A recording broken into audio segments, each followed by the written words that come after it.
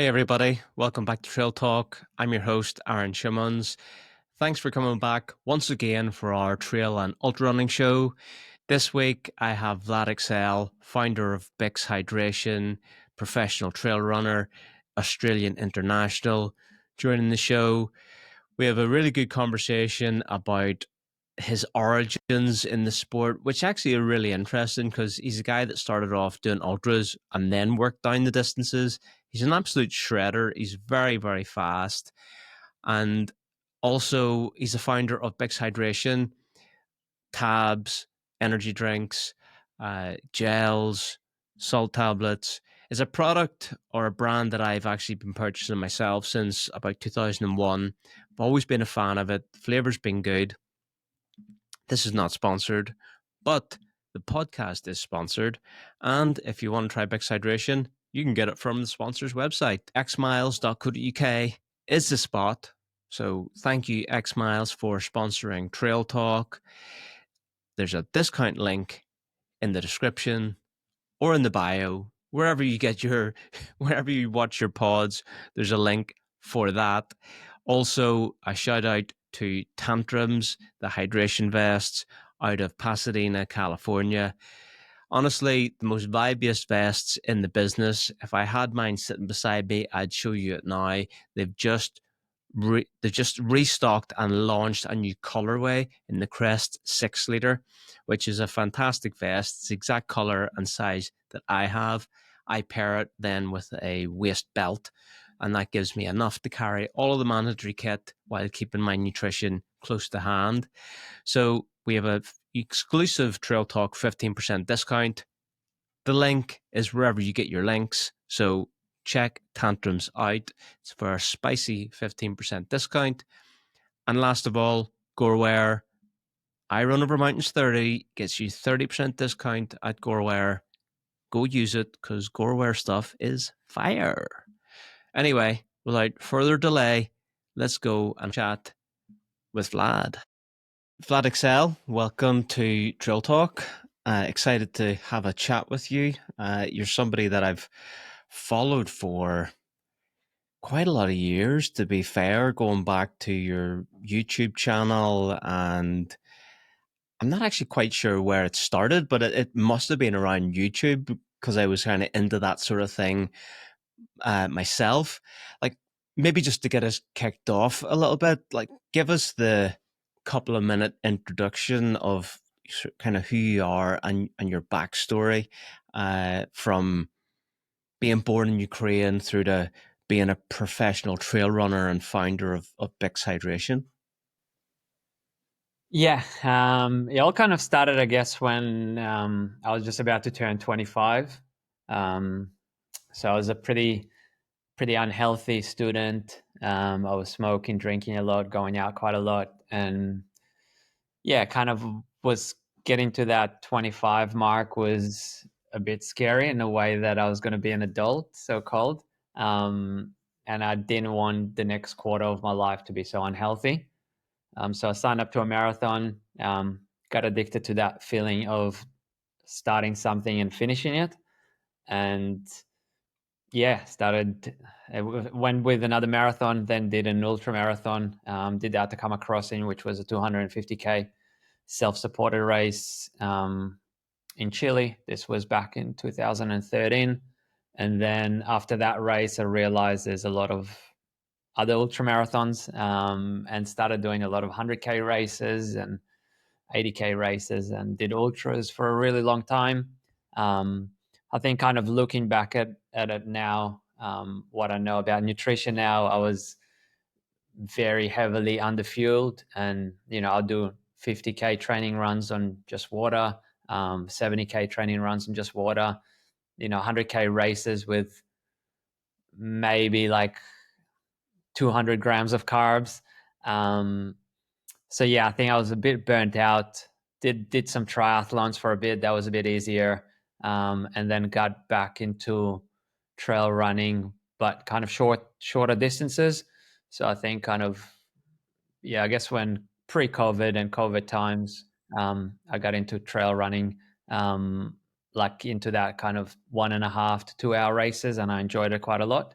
But now that I understand fueling a bit more, I'm back to like longer races and working my way up to hopefully doing a 100K race this year. If not, definitely one or two next year.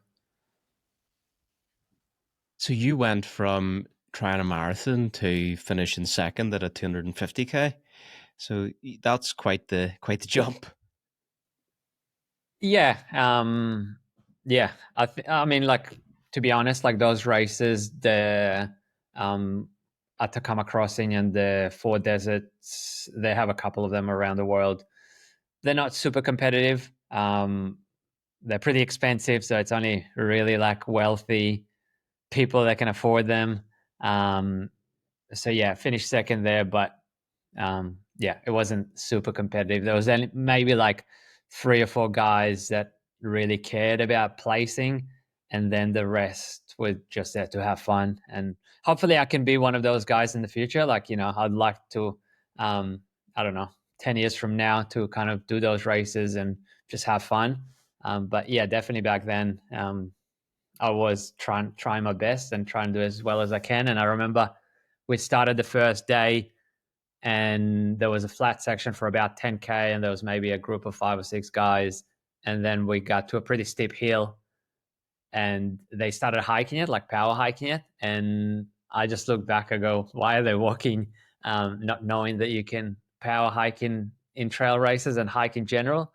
So yeah, that was a bit weird, but yeah, I kept on running that hill, and yeah, somewhere there, maybe one of them caught up with me, and um, I think I had some stomach problems, so I was in the lead and had to have a couple of breaks. And yeah, I was on antibiotics actually during that race, so it wasn't too much fun. But I was still, yeah, trying my best to be as competitive as possible, and yeah, finished second in the end. A bit of a blast from the past, getting you to recount some of that. Like if you think about, you were saying we're going back to 2013, and that's around whenever I did my first ultra was 2013, and back then you went out for the day for your long run. Maybe you had a flapjack, maybe you had a bottle of water, and that kind of was how you went into races as well. Just carry a bit more. Maybe I'll take a bag of salt and vinegar peanuts because I hear that they're tasty in a 50 miler, and these things. But like, when did you get turned on to the nutritional side of it and start to have the early signs of maybe there's a business opportunity here? So BIX started as a hydration company. So even when we started BIX, I still didn't know much about fueling for races. Obviously, I knew a lot about electrolytes and I knew how important they were. I was very into making sure my immune system is very strong. So, for years, I used to take a lot of vitamin C and zinc, magnesium. So I was very into that. Like, I knew that I was putting my body through a lot of stress. So I needed to make sure that I supplemented with with enough so I can recover. But I didn't know much about, like, fueling during races and training. And those are the times where, like, many of us, we used to look up to Kilian Jornet because he was pretty much like the only real pro. Like today, there's obviously a lot of great trail runners that are role models for younger athletes. But back then, Killian was pretty much the only one, and there'll be videos of him going out to the mountains for 8 hours and having one bar of Snickers and drinking from streams. So you would think this is normal, and um, there were many runs that I did, like many 3, 4, 5 hour training runs with nothing during them. And I would skip breakfast to make it harder on myself. Which, yeah, I guess I didn't know at that time, but that probably got to the point where I was just a bit over ultra running and needed a change. And triathlon seemed like a good change because maybe at the time I was telling myself that you know the swimming and the cycling will break things up with so much running, but realistically I was just tired from training on empty for so many years. So that would have been like 2017 by that point, so a solid 4 or 5 years of a lot of a lot of running with very little food. So, but yeah, even when we started BIX in 2020, so as COVID hit, it was all about hydration. It was more about the micronutrients post exercise. So our first product was a BIX recovery, which pretty much had all the vitamins and minerals that I would take after training myself. And that was our first product. And then we did a pure electrolyte tablet. So I was, I started understanding a bit more about electrolytes on the go as well. So that was our second product, but not till 2022 that, there was a bit more talk about higher carbs during races and training, and when we started working on our high carb powder mix, that I really started doing it myself and realizing that this makes a massive difference. So yeah, it's only realistically it's only been like 3 years of this. Before that, nothing. And even a lot of the people that I train with today don't do it, don't know about it. A little bit, there's a little bit more knowledge about it today. But yeah, 2 hour long runs, most of them have nothing, not even water. Um, and that's still okay. But like, I guess when I was pushing really long runs, 4 or 5 hours with just water is probably not too healthy. Yeah. So in your running career, you've sort of gone the opposite direction. You started off doing a ton of ultras, and now it feels like the past 3 years, maybe like as in recent memory, it feels like you're always racing kind of below the marathon distance. Maybe that's not exclusively the case, but it doesn't like you're not stacking ultras every year. What's been the mindset of just going shorter distance? So I think that that started, I guess, kind of around COVID, and I moved back to Perth. So I lived in Hong Kong for 5 years, where had a lot of trails, a lot of elevation, a lot of races, easier travel options. When I moved to Perth, 100-meter hill is all I have here, and there's not many trail races around, or like proper trail races that I enjoy. Um, so I got a bit into road running, joined a local running group here in 2021. And that meant that I started doing, my first ever track session in 2021, where I just started getting a bit faster and enjoying that speed work. And, for years I just trained by myself. And now I started doing 3 or 4 runs a week with a group, and that was fun. Um, and I guess shorter trail races seemed like the perfect match to this new speed that I started developing in my early 30s. Um, and yeah, still, I guess not being very competitive on the roads, but using that speed on shorter trail races. And just, I think for years I just liked racing a lot. And in the past, I used to do a 50K race, during the Hong Kong season every single weekend. And obviously I realized that's a bit too much, but doing, a 2 hour or 1.5 hour race every single weekend is not great for your fitness or your body, but sustainable. And I did that last year. I think I did 10 races in 12 weeks while I was in Europe. And all of them were, I guess, between an hour and 2.5 hours. Um, so yeah, the body was able to kind of recover quick enough. But yeah, I think that this year, I've been kind of missing the longer stuff and started doing some longer races. And yeah, excited to see what I can do with proper nutrition. Not just for the way of results, but just the way that I enjoy the training and racing, which I do a lot more now because it's so much easier when you know you have so much carbs on board, and yeah, makes a massive difference. What now that you've gone through ultra, you've rode, you've got a lot of experience at like the 50K distance and shorter distances. Where are you now seeing your strength, and are you still at a stage in your career where you're improving? Yeah, definitely. I think I started running very late, um, and I guess the first 7 years of my running journey has been very ultra focused and a lot of easy training. Where it's only been about 4 years where I got into a bit more structure in my training. The track session, the thresholds, and yeah, I'm still getting faster at the age of 38. Um, so hopefully I can still develop my speed a little bit. The thing is that trail running is very fast today. Um, so yeah, I could get away with winning a lot of ultra races 10 years ago without much speed, but today you got to have that speed to do well in any trail race because the space is just so competitive. So I still want to develop my speed a little bit more. Maybe still chase like a marathon PB before I get too old. So yeah, that kind of works well with you know getting longer runs in training and racing a bit longer. Um, I just feel like that speed base is so important, and I wish I knew that 10 years ago.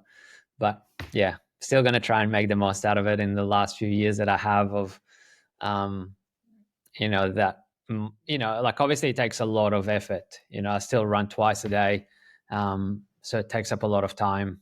Even though maybe my body could do this for another 10 years, I don't know if I really want to do that for that long.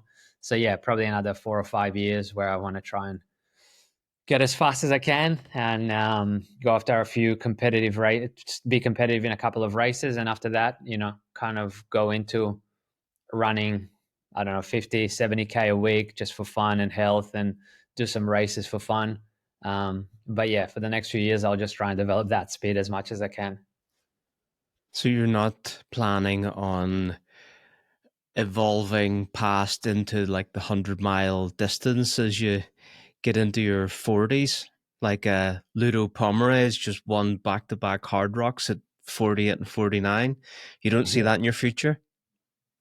I'm not sure. I'm not sure if I would. I would definitely do some 100 miles. I've never done one. I would like to do a couple. Like, I don't know. Yeah, it's hard to say. Maybe I would want to do them without a competitive mindset, and just go out there and enjoy the views and the adventure and the race atmosphere. I think when you are going into the race with trying to do or trying to be competitive, you kind of have your blinders on and you don't really enjoy. And I guess it's enjoyable if you do have a good day, and maybe not as enjoyable if you don't run well to your full potential. So yeah, I think that I would do them, but probably with a different mindset. I To be honest, like I don't see myself being a 50-year-old competitive in 100 milers. And yeah, I would like to be competitive for a couple more years and then just enjoy running for the social side of it and the health benefits of running, and obviously do races, but not so competitive mindset with that. You are like a high volume guy, although I always think it helps to be fast when you're you can do a lot of high volume at 200K a week if you are running these faster paces that you're doing, because I was just looking back through your Strava, and you're essentially running about the same amount of hours a week as me, give or take, in around the 15-hour mark, but you're probably running nearly double the distance. So you're running the volume that it would take to compete at any distance, is what I'm saying.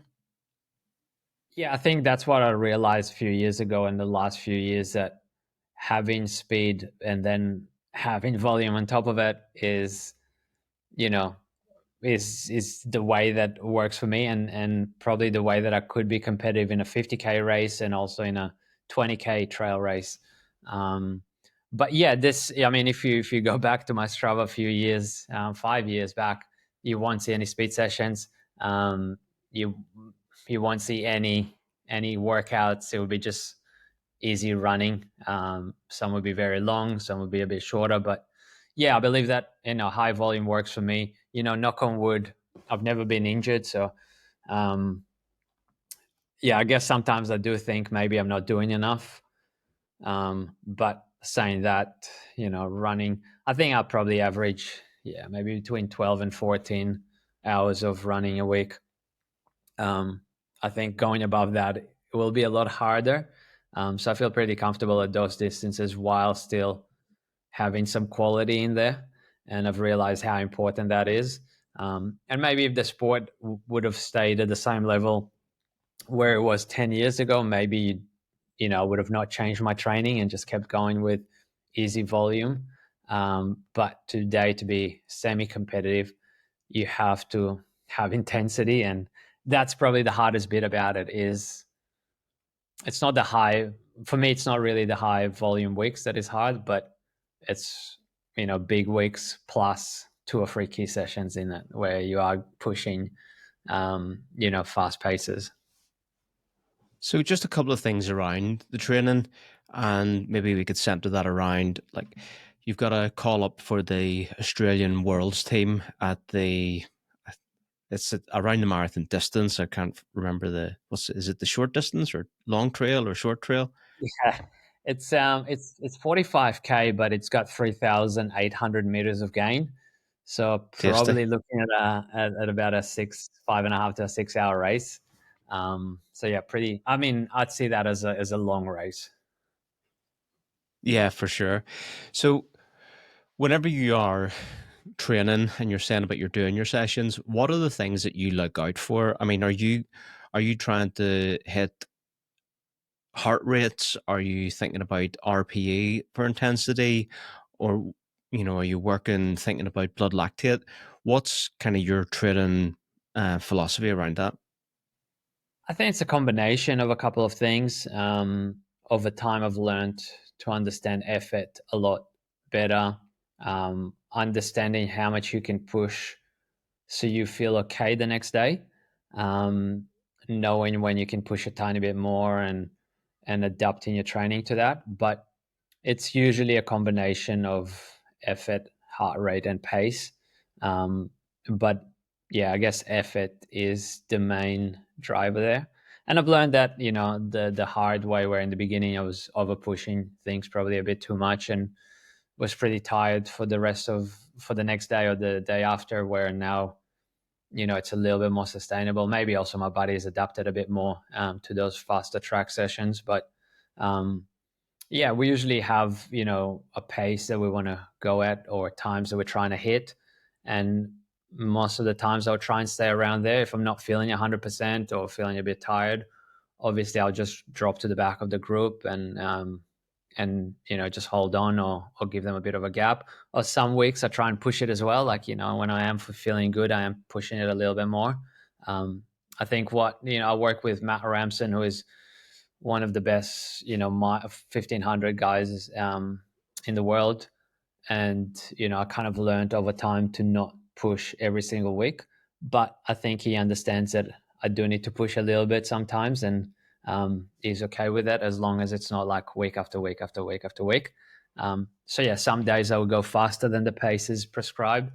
A lot of weeks I hold on exactly the paces that are prescribed, and some weeks I drop back because I might be a bit more tired because I did a 4 hour long run 2 days before. So, but that just, yeah, I think over time you just learn how your body feels and how you recover, how much you fueled, how you slept. There's so many variables to training, and I think it would be just hard just going by one.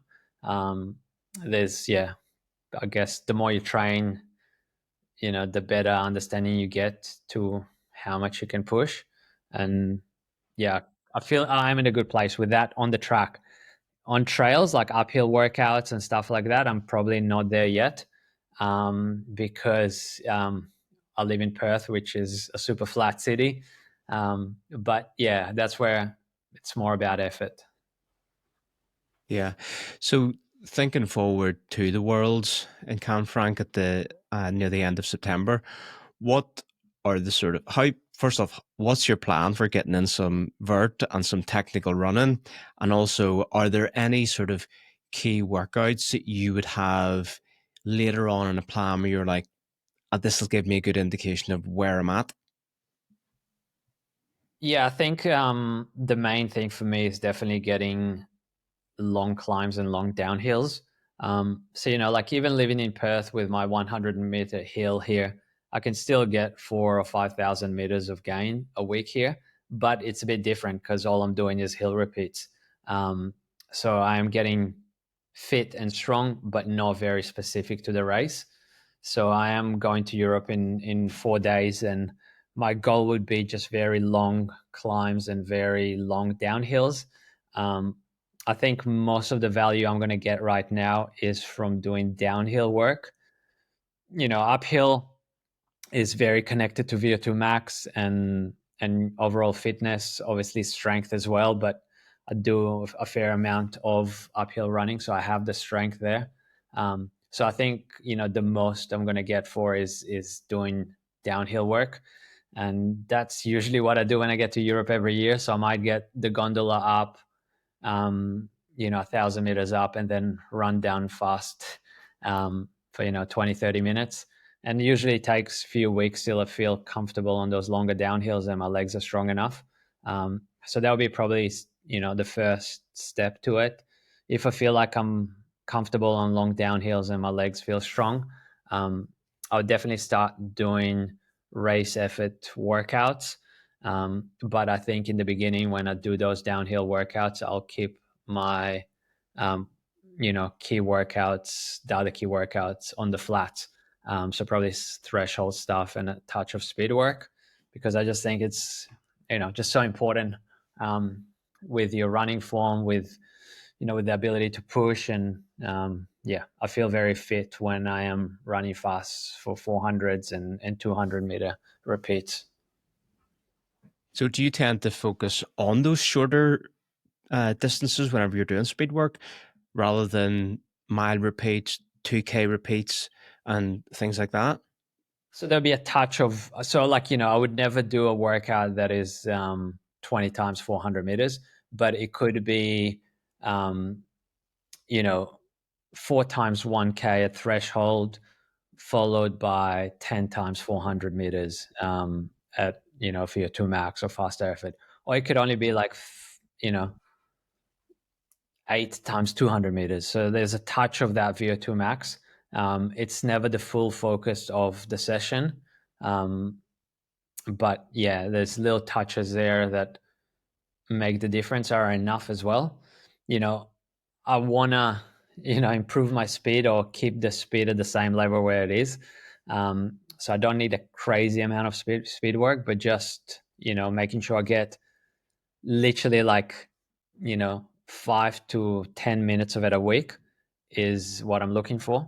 And that's usually on the back of or mixed in with some shorter effort. So for example, like yesterday, a session that we did was 6 minutes at threshold, 1 minute jog, and then 3 minutes, I guess, closer to VO2 max effort. And we do that 3 times. So technically only 27 minutes of work, but 9 of them are at closer to VO2 max effort. The rest is more threshold effort. So yeah, and that'll be pretty much all the speed work that I do for the week, except probably a few more sets of strides throughout the week. But yeah, that's about it. Yeah, no, that's interesting. That's actually quite similar to a hill workout that I would do, and not only does it hit different intensities, it also is practicing gears as well, which I find is useful. Switching it up a little bit onto the BIX story, as I mentioned, you're a YouTuber, Vlad. 12 years into it, maybe the original or one of the original influencers, YouTube runners, but you've never come across as a YouTuber, even though you've been very consistent in the videos you've put out. And I can think of periods of time in my own running when I used to follow some of the like the mobility or the in-home strength workouts that you had on YouTube.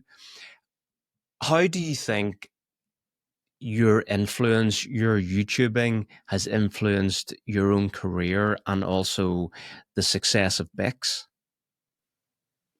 Yeah, so I think if you do have a quick look through my YouTube channel, you would see some very basic vlogs, probably like 10 years ago, maybe 12 years ago.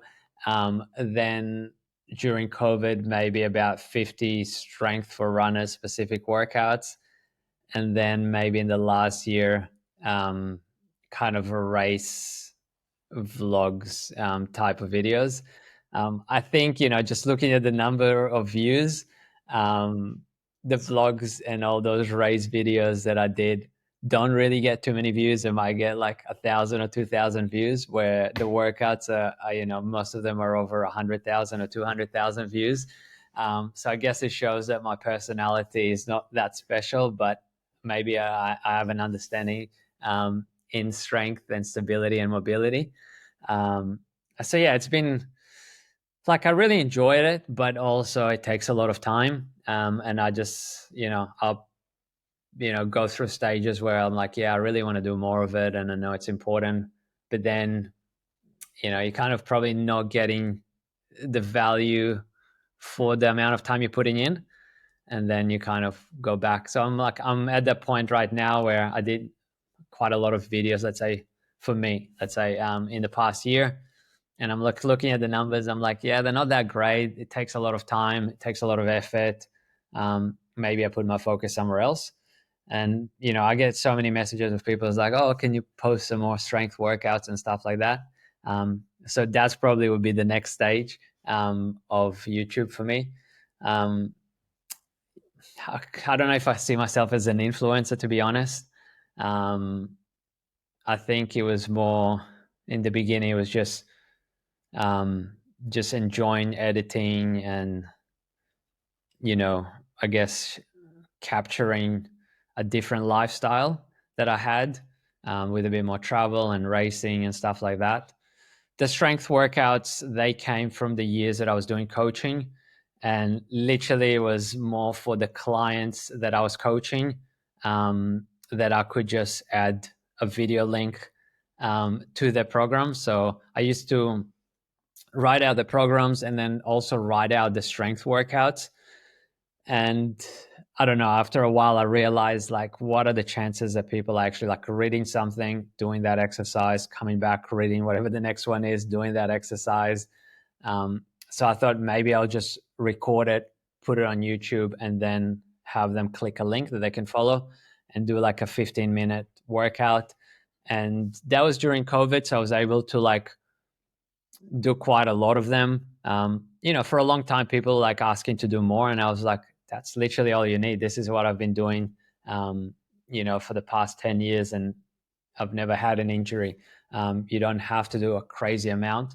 I think that in the past few years, I probably developed understanding of some different exercises. So now I probably can do another maybe 5 or 6 workouts of newer stuff that I've been using in the past 5 years in my own strength workouts. But also, like, I don't want to get to the point that I'm just posting for views. And a lot of the times I just message people and go like, look, you don't need to reinvent the wheel. You got some basic exercises there and just got to keep doing them. You don't have to change it. It's like, even as a runner, it's not like every day is a fully different workout. They're very, very similar. You just have to keep on doing them. But yeah, that would be probably the next stage in my YouTube. I wish I was getting more views in my vlogging stuff, but yeah, I guess it's just hard to justify spending so much time and effort in it while I have my own running, so my own training, a family, and I guess a pretty small business that requires a lot of hands-on kind of work. Like, I wish, I was Killian and I had normal with 20 or 30 employees. But that's not where we are. Like, I have to do expos on the weekend, obviously work every single day on the business, do basic things like, go to try and find some secondhand furniture to an office that we just got. That's what I did this morning. That's why I was a bit late to this podcast. Um, so yeah, I'm still very deep into building this business. So I just have to be realistic, and I think that we're getting to the point where we have a small marketing budget now, and that was literally used on a YouTube video with Jake in Run to Japan last week, and was pretty good. So I'm also understanding that, okay, maybe you're not that good, your personality is not that special, you're not that good in vlogging, and people maybe don't want to watch that. Maybe just spend that time and money into giving it to people that are better than you in doing those things. And I'm happy to be in the place where we're starting to get to that point. We're definitely very far away from being able to do it on a large scale, but hopefully can do that a couple of times a year, and next year do more and more of that. But yeah, I think you see it with YouTube. Some people just have a personality where we enjoy to watch them, and mine doesn't. So I also have to be kind I, of realistic about that. Like, the numbers are there, and I think it's some people say it's like, oh, you just got to keep doing and keep doing. But if you've done 50 vlogs, and the numbers have went from 0 to 1,000 and then to 2,000, and that's it, like, you might have to try something else as well.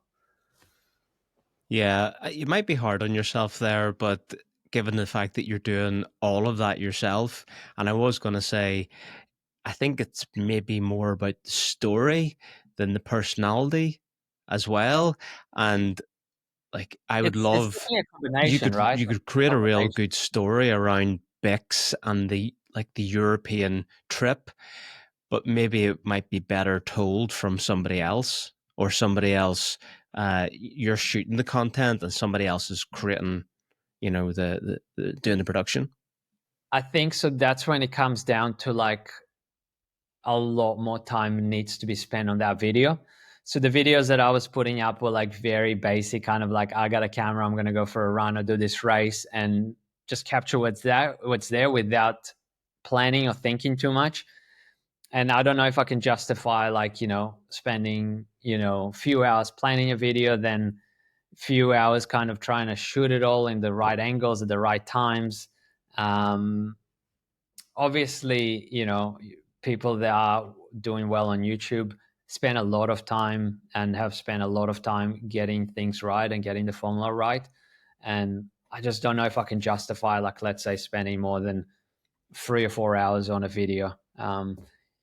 So yeah, uh, it's yeah, like you said, probably is, I could improve the storytelling and the whole planning of the whole video, titles and thumbnails and stuff like that. But then also at the same time, you kind of go like, I could spend an X amount of money on getting the product in somebody else's video, um, and maybe my time is better used, getting a distributor in a different country that could make a bigger difference to the business as well at the same time. Or what I've been doing a lot is developing new products. So yeah, I'm not sure. Like, there's no right and wrong way of doing it.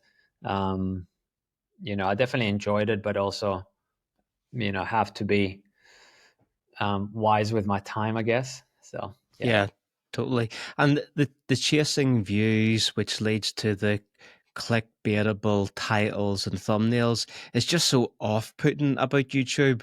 But if you think about creators like Jamil Corey and Aravipa, who have people then creating the videos, they're not even having to try that for views because they've got an audience. And I think people are interested in the running, the trips, the brand, the growth of and the traveling of BIX. I just think that there's something there that I'd be interested in. Uh, let's switch it up a little bit. I want to talk a little bit about the sponsorship of the World Sky Runner Series that you've had since, was it 2023? Yeah, we're going into our third year. So, I mean, I was the beneficiary of some amazing product deals at the Sky Race de Madison a couple of years ago, and it's good to see Bix getting that, connecting with what I think is a really great series, a series that historically for 15 years the greats have all come out of. It's like the proven ground, and then they've gone on to Golden Trail, or in the UTMB and the other distances. Talk a little bit about that sponsorship of Skyrunner? It's literally just luck. There's no way that we'll be able to afford it usually. But my best friend is like the organizer of the whole series. So my best friend from school, um, is running it all. So we got like a better deal. And yeah, that is just pure luck. There's, no way in the world that we'll be able to afford it. Um, yeah, I think you're 100% right in the way that it is the OG trail running series where a lot of the greats have started and competed in for a very long time. Obviously, it's a little bit more niche today. And for example, if you ask me truly, it's like, hey, if you have a sky running race and a UTMB race in the same weekend, which one would you go for an expo for? Even if we can get the sky running one for free because we are one of the sponsors there, I would rather pay for the UTMB one and go to the UTMB one because that would be more beneficial for us as a small brand. The sky running races are very specific. They know their customers. The customers are usually, the runners there are usually been doing trail running or sky running for a very long time. They're very, they've been there for a long time. It's very hard to change their mind about their nutrition or their shoes and so on. Where UTMB probably opens the door to a combination of those type of runners, but also to new people that are just getting into the sport. So for us as a brand, being in a UTMB event, there'll be a lot of new people that, like, are trying our product and maybe are not very influenced by any other products at that point and could become, customers for a long time. Where sky running feels a little bit harder. Yeah, no, I think that's a great point. I never even thought of it like that. People that will end up running in the Skyrunner series have come through the sport in a totally different fashion.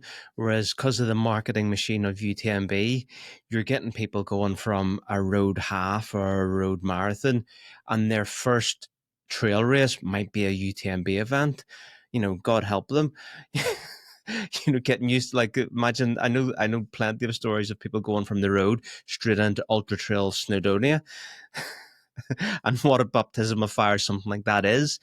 So, like, what impact have you seen from being associated with Skyrunner, and is there many more years to run on that contract? Um, it's hard to say, the impact of that sponsorship. I think that it's more branding. I don't think it really affected sales because um, the countries, like the markets, our best markets, are very far from the sky running serious countries that they're focused on. So, for example, sky running is very big in Spain, Italy, um, France. When that's pretty much like our smallest markets. So we do a lot better in Asia, in Australia, in Germany, in Austria, and Switzerland. So yeah, I think it's more about branding than anything. Obviously, it's nice being associated with sky running. But I think, as a runner as well at the same time, that they've dropped a little bit from, being the main thing out there to probably, fourth or fifth in the amount of series that are out there. Obviously, UTMB does really well in marketing and visibility and exposure, and Golden Trail the same, and world majors is getting up there. So yeah, skyrunning is staying true to its roots. It's definitely improved a lot in the visual in the last year or year and a half, and they can't just rely on just being the OG anymore. They need to move with the times. um, the contracts, as I said, it's kind of like a favor from my friend, so we're getting a really good deal. The second they'll get a better deal, they will have to go for it because they're a business as well.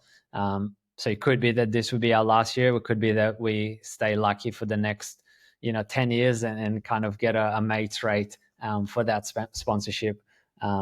But yeah, I mean, we just, the thing is that the marketing value, like, to be honest, is not that great for us. Could be a little bit higher for a clothing or a shoe brand for sure. But yeah, I think that for yeah, like let's say if we would have been with UTMB for 3 years, it would have been a more expensive exercise, but For sure. definitely a lot more marketing value. So you mentioned the World Trail Majors, and I wanted to ask you about that because it's this emerging series. Doesn't feel like they've totally got their kind of their ducks in line at this point. Is that something that like you would be targeting in the future of maybe attending those races? Because they do have prestigious races, one of which being out of your kind of your origin point of Hong Kong. Yeah. Yeah, absolutely. I think as a runner, like I really like what they're doing. It feels very kind of grassroots, not over pushy, not too kind of markety. Like they're not trying to please everybody. They just connected a couple of good races and have a leaderboard. And yeah, some races that have fallen, I guess some races that used to be big and fallen out of the spotlight a bit with the growth of UTMB and Golden Trail. Some really good events like Hong Kong 100, which 10 years ago was one of the biggest races in the world for sure, where today, UTMB overshines over it a bit. And yeah, probably not as big. Still pretty big in Hong Kong, but not internationally. Pretty big in China and Hong Kong, but not outside of that area.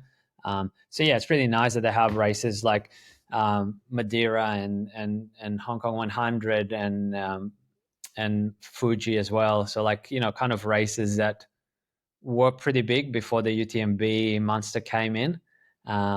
And now, this gives them a bit more platform, a bit more visibility. I guess more elites going there because of that, ranking, option that you could get with doing a couple of those races. So yeah, as a run, I'm all for it.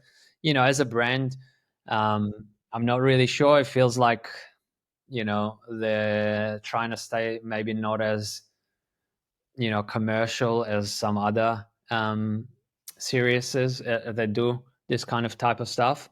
So yeah, as a run, I'm really happy just that they are there and giving another option, especially with also offering that shorter distances as well. So they started with a 100K and 100 miles um, kind of stuff, and now they also have an option for the shorter 50K races. So I think it's pretty cool.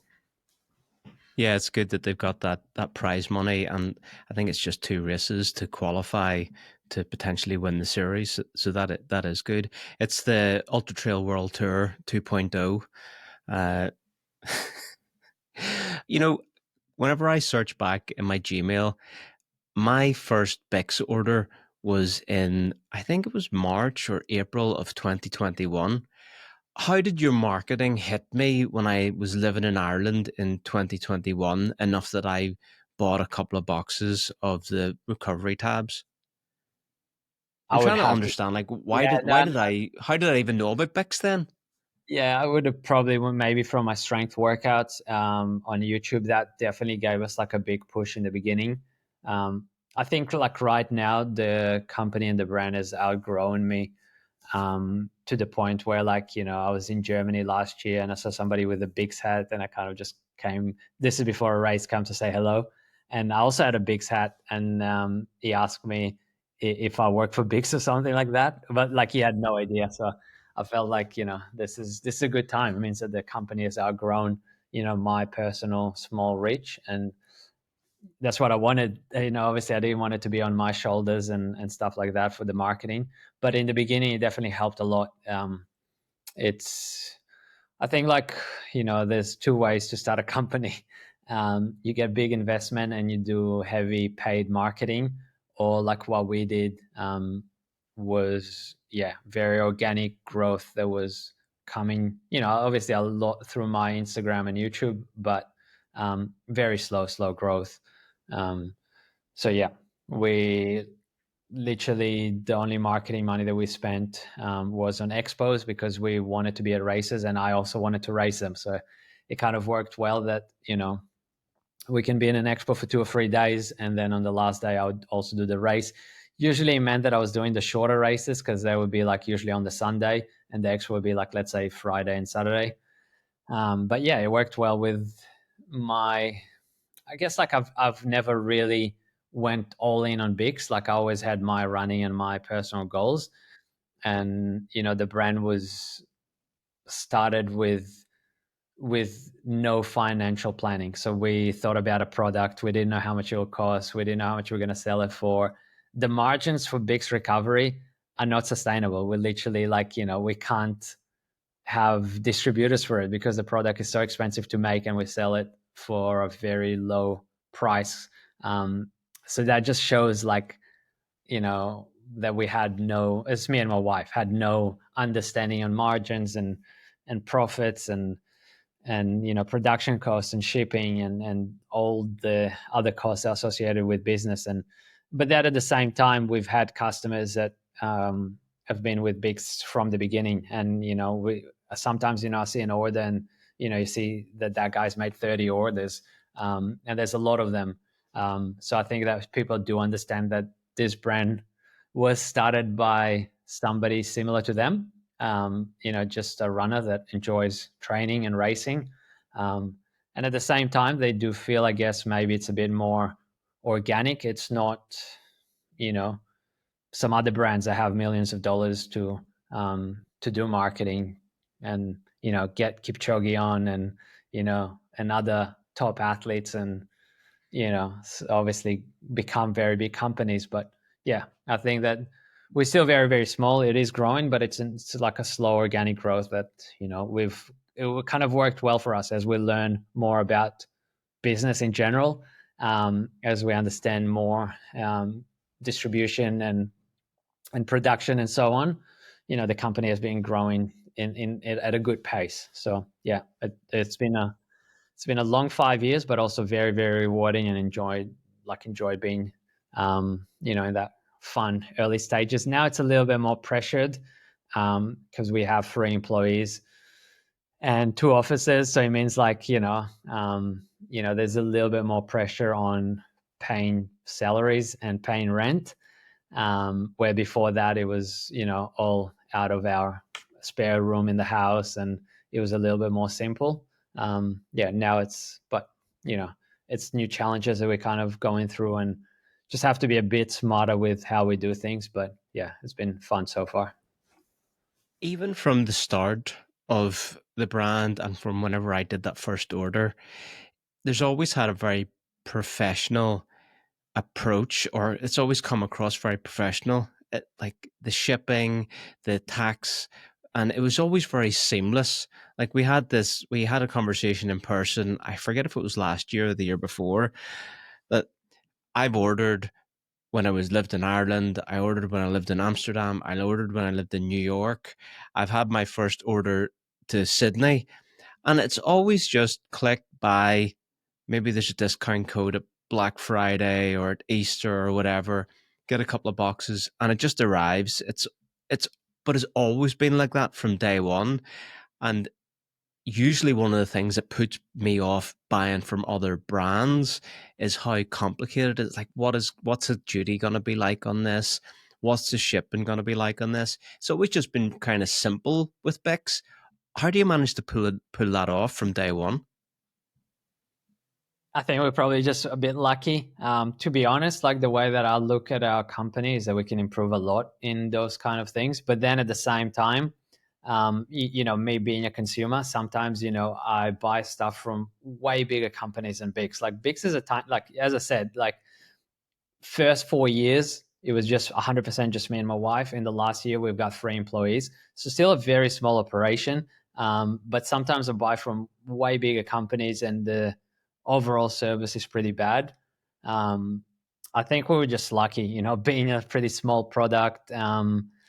We manufacture in Germany and the UK. So we have a fulfillment center in Germany. So that made things pretty simple to ship to Amsterdam, Ireland, and yeah, we have a fulfillment center in the US, which is probably a bit harder because sometimes we run out of stock, so we have to close US orders for a bit, then we reopen for a couple of months.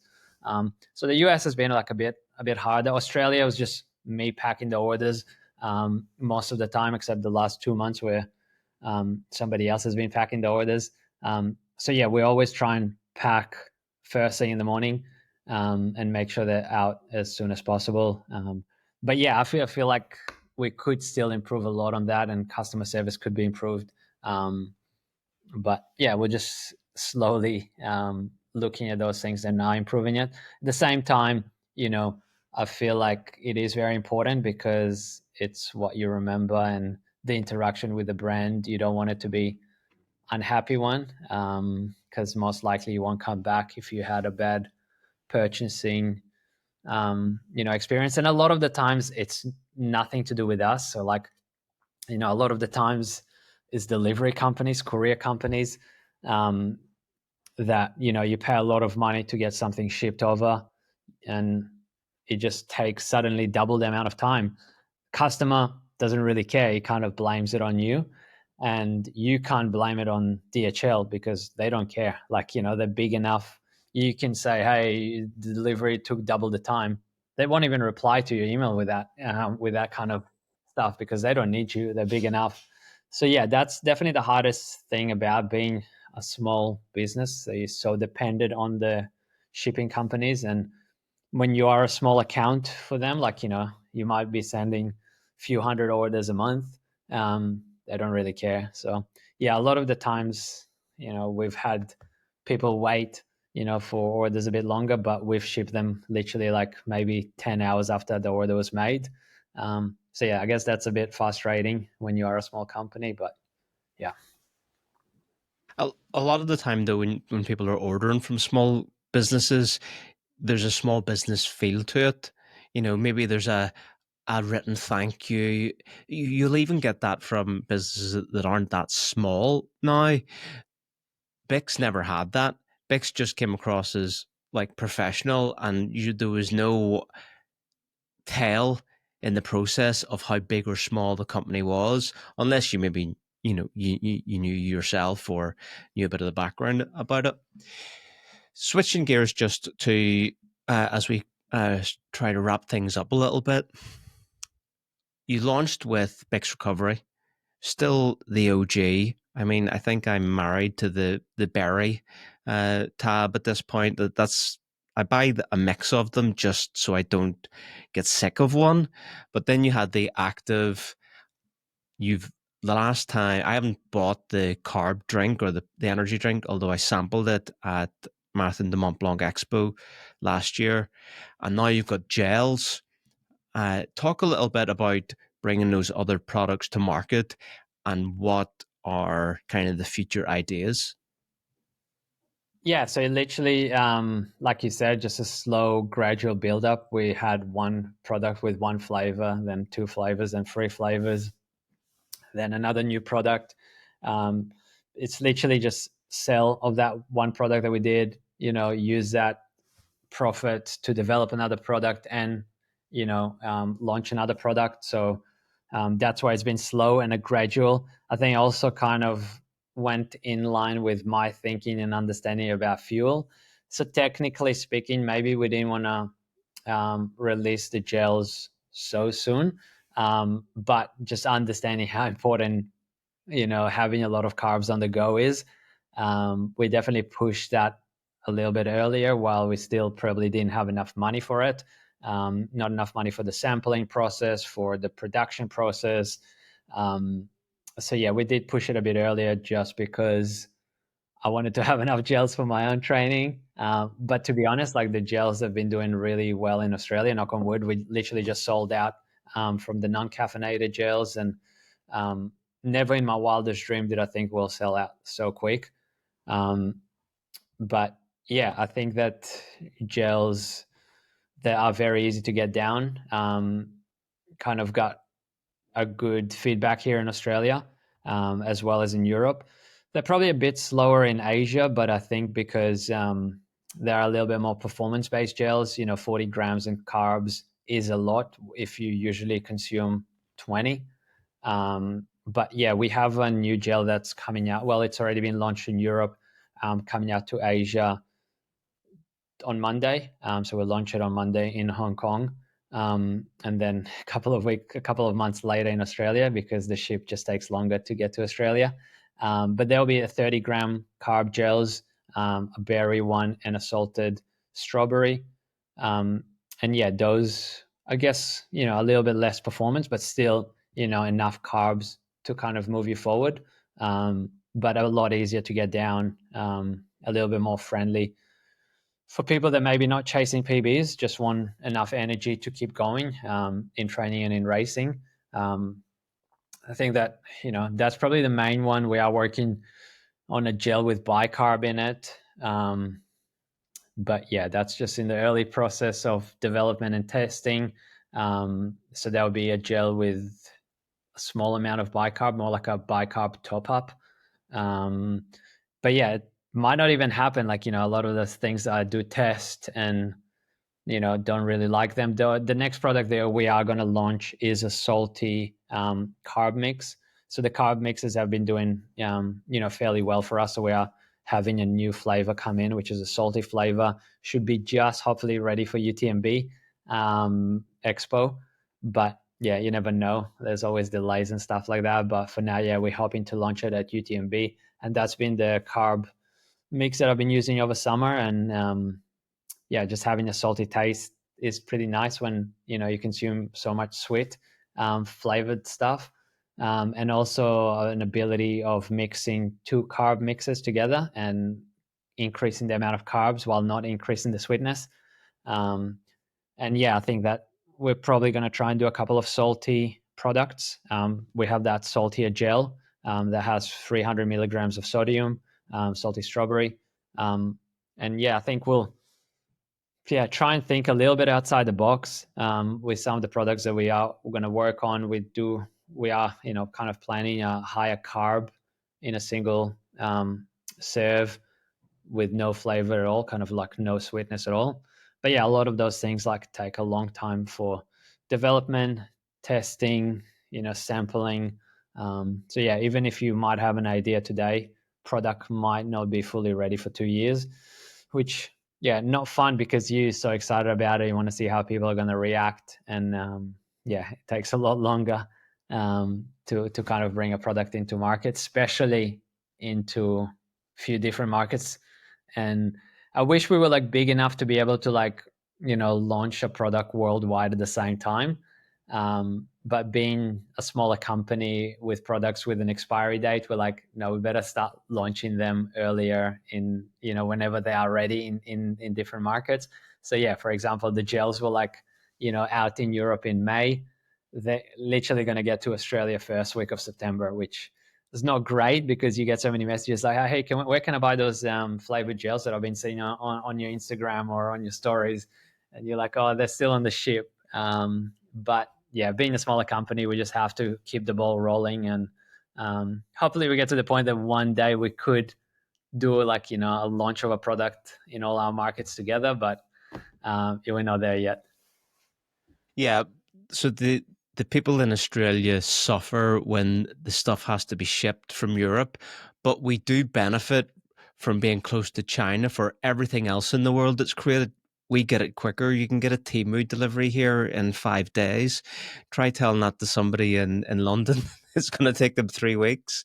So, yeah, it doesn't help BIX, but interesting nonetheless. What impact do you think precision fuel and hydration have had on the supplement market with their heavy marketing around sodium? I wouldn't be able to tell you exactly what Precision is. Obviously, it's a very good brand, big team behind it, a lot of good marketing. I think what's very good for everybody is that Morton is not the only option anymore. So if you look at 2020, it was all about the Nike Vaporflies on Nike 4% and the Morton gel. and that's pretty much everybody on the road side of things. That's what they did, and that was influenced on the trail side of things as well, a little bit. But with SAS, with precision coming in, people are like, well, maybe Morton is not the only gel, and I can still get 90 grams of carbs with another gel. Same as like, road running shoes. Again, 5 years ago, everybody in the Vaporflies today. I wouldn't even say Nike's got 50% of the market anymore. Like I did Gold Coast Marathon 3 weeks ago. Like looking at the start line, weren't too many people in Nikes. I was running Pumas, obviously a few Nikes there here and there, but yeah, people are just, all the kind of brands have got there, and people understand, if they got a carbon plate and I might like this feel a bit more of that shoe, I can still run quick in it. And I think that's the same with the nutrition game. So, we've all benefited from the fact that Morton is not the only one, and there are other options today, and people that used Morton for years are like, wow, BIX is just so easy to get down. Like, I don't know why took me like 3 minutes to get down a Morton gel, where I can just literally squeeze a BIX gel in 2 seconds and get the same amount of carbs and plus the electrolytes. I know that, going to your question, is precision. They are doing a lot of work in sodium numbers, which I think is very important. Still, like looking at their products, if you look at Morton, SAS, and Precision, the gels don't have electrolytes because I think that their main markets are the UK, Northern Europe, where electrolytes are probably not as important.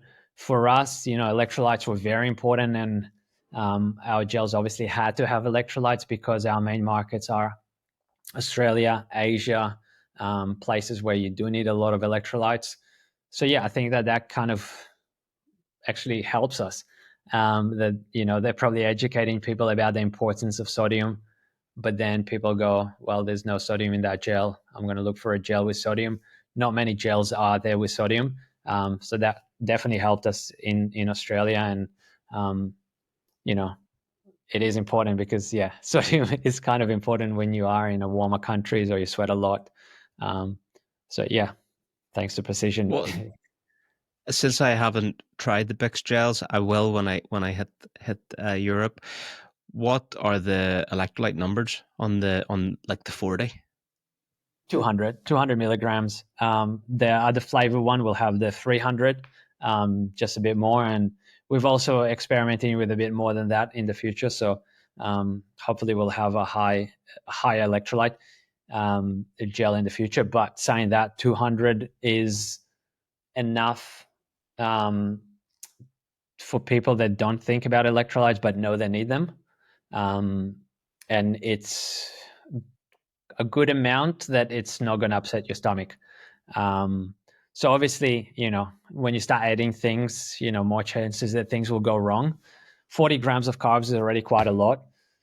We could have had 500 milligrams of sodium in there, but that just means that for some people it might not work. So if you're a heavy sweater, you definitely have to think about it. If you're like a normal runner, that should be just enough to kind of, keep you on the healthy side of your needs for sodium. At the same time, you got to make sure that you have some plain water and stuff like that. But yeah, for most runners, that's a good baseline to hit, especially if you have 2 or 3 gels an hour and you don't have anything else except plain water.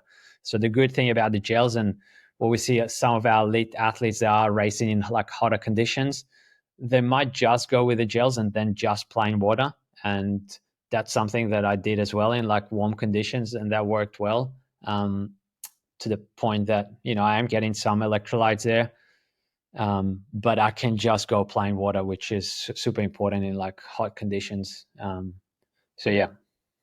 Yeah, I think the drip feed of electrolytes is fine over the shorter distance. It's when it gets into ultra that it could go out of kilter a little bit. So final question. I've taken too much of your time already. Give us the rundown. Where can people find you on the BIX Roadshow in Europe this summer? Yeah, so this summer we're doing a bit less. That's why I'm still in Australia. But we'll be in a couple of small races, and then UTMB Expo is the main one. yeah, last few years we've done too many expos, week after week, going to different races. Is an expensive exercise, very tiring. So this year we wanted to take it a bit easier. So yeah, UTMB would be the main one. Hopefully we can launch our salty carbs powders by then. But yeah, otherwise, yeah, good thing is that we ship pretty much worldwide. So yeah. All right. Well, Vlad, thanks so much for your time. And I guess I could probably just say I'll see you in Chamonix. Yeah, sounds good. Looking forward to seeing you then.